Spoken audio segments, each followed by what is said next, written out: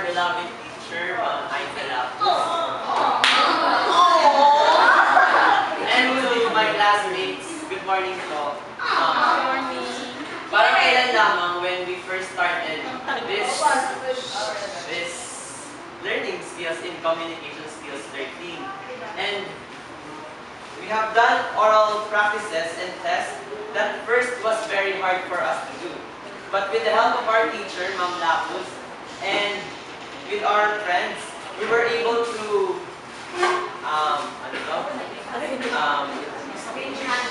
malagpasan itong mga pagsubok at mga test na nadadaanan natin.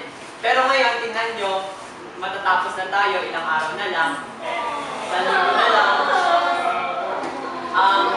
Nandito po kami ngayon para i-present sa iyo ang mga pinaghirapan namin sa subject na to, yung mga performances na nag-shine sa buong semester na ito. So sana po, ma-enjoy niyo yung aming performance at effort. Maraming salamat.